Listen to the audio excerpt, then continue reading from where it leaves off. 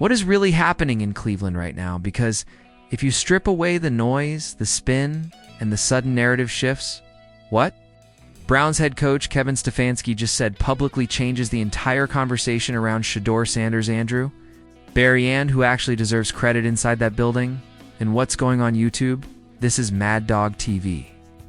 Coming back with another one, and today, we are diving straight into a story that a lot of people are uncomfortable talking about because it exposes how fast opinions change when pressure hits. And Stefanski just gave us clear insight into exactly what the Browns want to see from Shedeur Sanders in his final game. And at the same time, Browns insiders are now under serious fire for flipping the script and quietly pushing blame toward Andrew Berry in order to protect Kevin Stefanski, and that alone should tell you everything you need to know about what's really going on behind the scenes, because when narratives start changing this fast, it's usually not about truth. It's about damage control. And Stefanski didn't even realize it, but by simply answering questions. Honestly, he completely dismantled the storyline insiders have been trying to sell, because Stefanski made it clear that this final start for Shedeur Sanders is about growth command, learning from mistakes, and leaving a lasting impression strong enough to make the Browns think twice about drafting another quarterback. And that statement matters, because teams don't talk like that about quarterbacks they're done with. They don't invest language like that in players they see as temporary. And yet here we are with insiders claiming Shedeur isn't Stefanski's guy, while Stefanski himself is publicly outlining exactly what he wants to see from Shedeur to elevate his standing in the organization. And when questions came up about interceptions, risky throws, and decision-making, Stefanski didn't deflect, he didn't criticize, and he didn't panic. He talked about learning from every single snap, recognizing coverage, understanding when the defense makes a play, and knowing when to live for another down, which is textbook quarterback development, and exactly what you want to hear.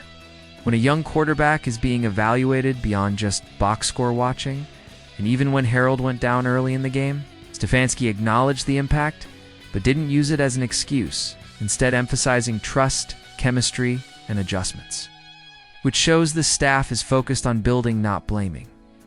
And then when the questions shifted to Shedeur's growth since his first start against the Ravens, Stefanski doubled down on preparation, work ethic, and consistency, making it clear this group of young players does not behave like rookies.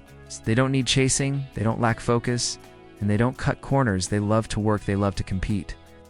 And that line right there is where the insiders completely lose credibility, because Stefanski immediately followed that by giving credit to Andrew Berry in the front office for identifying these players, which directly contradicts the idea that Stefanski was pulling all the strings when it came to roster decisions, because if Stefanski was truly choosing players, why would he publicly credit Andrew Berry for building the group? And this is where people need to stop pretending context doesn't matter, because even the owner admitted that the organization initially did not want Shedeur Sanders. That pick belonged to Andrew Berry, and yet now insiders are trying to reverse engineer the story and act like Stefanski wanted nothing to do with Shedeur, while simultaneously claiming Stefanski was choosing quarterbacks and controlling snaps, which cannot both be true at the same time. And that contradiction exposes the entire spin, because Andrew Berry put together one of the strongest rookie classes the Browns have had in years, and Shedeur Sanders has shown toughness, flashes of high-level processing, and the ability to handle pressure in an unstable situation. And instead of acknowledging that, insiders are now trying to quietly bury Berry's impact to shield Stefanski from criticism.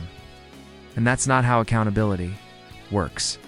And that's why over here on Mad Dog TV, we're not rewriting history, we're not protecting anyone, and we're not pretending facts don't exist, because Andrew Berry deserves credit for this roster. Shedeur Sanders deserves credit for his development, and Kevin Stefanski deserves credit for coaching, not for decisions he didn't make. And now everything comes down to this final game, because if Shedeur goes out there and shows improved footwork, cleaner reads, better ball placement, command at the line of scrimmage, and leadership, the entire Browns quarterback conversation changes overnight. And that's the real tension nobody wants to talk about, because stability at quarterback might already be in the building if Cleveland is willing to admit it. And this final start is not just another game, It's a referendum on patience, development, and organizational honesty. That's why this moment matters more than people realize. And this is exactly where the panic starts setting in for Browns insiders, because once you really listen to what Kevin Stefanski said, and more importantly, what he did not say, you realize the old talking points no longer work, and that's why. The narrative suddenly shifted away from Stefanski and straight toward Andrew Berry, because insiders know that if Shedeur Sanders finishes strong, the uncomfortable questions are no longer about coaching, they're about why this organization kept doubting a quarterback that was developing right in front of them, and that's where the real fear comes from, because insiders already framed the offseason around blowing everything up, drafting another quarterback, and starting the cycle all over again, but Stefanski just poured cold water on that idea by openly talking about growth, learning, improvement in specific areas. Shedeur can clean up, which is not language you use for a quarterback you plan to replace immediately, and that's why insiders are scrambling to control perception, because if Shedeur goes out there and delivers in this final game, it exposes how rushed and reactionary the Browns have been for years, and that directly threatens the credibility of the same insiders, who have been wrong about quarterback timelines over and over again. And when those insiders started pushing the idea that Stefanski wanted full control over player decisions, they accidentally exposed themselves, because Stefanski himself shut that down by crediting Andrew Berry, the front office, for identifying the right players and building a culture of workers, competitors, and professionals. And that matters because organizations that succeed do not blur the lines between coaching and personnel the way insiders are pretending Cleveland does. And the truth is, Andrew, Berry's fingerprints are all over this roster, from the rookie class to the depth to the mentality, and Shedeur Sanders fits that exact mold: resilient, prepared, and willing to take coaching. And yet, instead of highlighting that progress, insiders are now revisiting old draft debates, trying to retroactively assign blame to Berry while shielding Stefanski, which tells you this isn't about football evaluation. It's about optics, because if Berry's draft class continues to outperform expectations, then the pressure shifts toward the coaching staff to maximize it. And that's a conversation insiders do not want to have, and this is where Shedeur Sanders becomes the pivot point, because his success or failure directly determines which side of the building gains leverage moving forward. And Stefanski knows, which is why his comments were so measured, so calculated, and so revealing, because when asked about mistakes, he talked about learning, not benching. When asked about interceptions, he talked about coverage recognition, not panic when asked. About growth, he talked about process, not results. And when asked about specific swing thoughts, he emphasized detailed development, footwork, ball placement, operation at the line of scrimmage, because those are controllables. And controllables are what coaches lean on when they believe in a player, and that belief directly undermines the idea.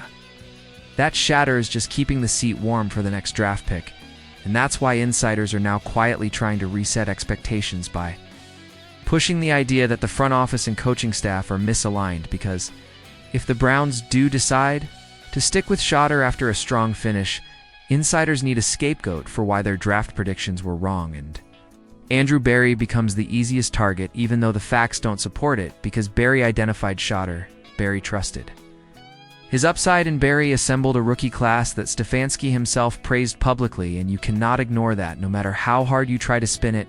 In this final game now carries weight far beyond wins and losses, because it determines whether Cleveland finally commits to development or once again resets. It's a clock out of impatience and fear, and that's why every throw, every read, every decision Shedeur makes will be magnified, because if he shows command, composure, and control, the organization has to confront the possibility that stability doesn't come from constant change, it comes from sticking with the right people long enough to let growth happen. And that's the truth nobody wants to headline, because chaos sells better than patience. But winning requires the opposite, and that's the crossroads Cleveland is standing at right now. And this is exactly where the panic starts setting in for Browns insiders, because once you really listen to what Kevin Stefanski said, and more importantly, what